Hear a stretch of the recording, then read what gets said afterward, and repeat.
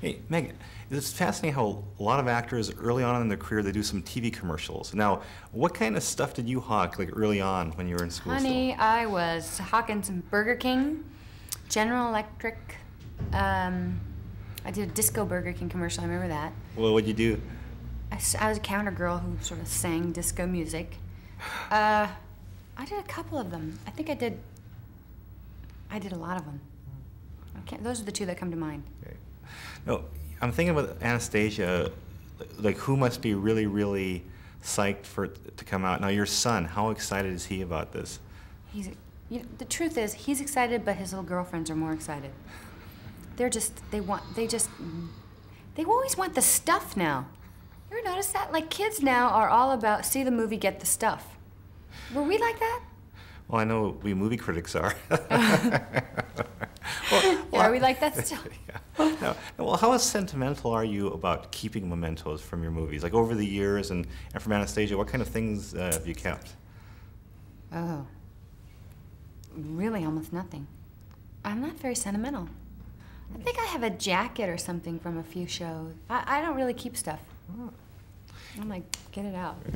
You know, Tom Hanks, one of your former co-stars, was talking about Toy Story.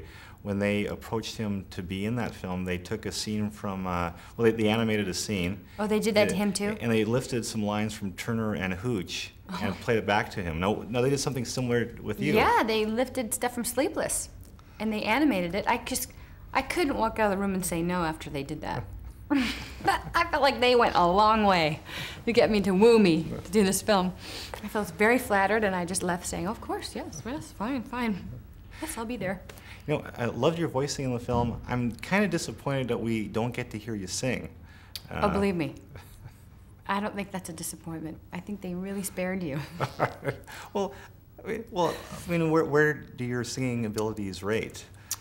And was it ever considered that you might actually sing for this? I don't think it was ever considered. I mean, it really is a thing that should be done in private. And most often it's done in my car. The only person who really has to listen to me sing is my son, who's like, oh, not that same song again. You know how you rewind that? You find that great song in your car and you just keep playing it. It's my life. So in real life, do you think you would have made a good princess? No. No. No. No. It's not my thing. You know, another thing that Tom Hanks said about voicing when he did Toy Story, that he would come out of it every session sweating. He said he worked. He was surprised at how hard a work it was. Now, for you, how difficult was it? Was it just a walk in the park, or? A walk. I was so flabbergasted by how easy it was. First of all, you work 10 hours out of 2 years. That's it. You don't have to get hair and makeup, which, believe me, is quite the treat. And I felt like I was in such good hands. I did just as many different line readings as I could possibly do. And they just had all kinds of choices so that when they got to the place where they had to choose, they could find the right, you know, they animated to the thing they thought was the best. I felt like I wasn't in any kind of place to make those choices because I couldn't really conceive of the whole.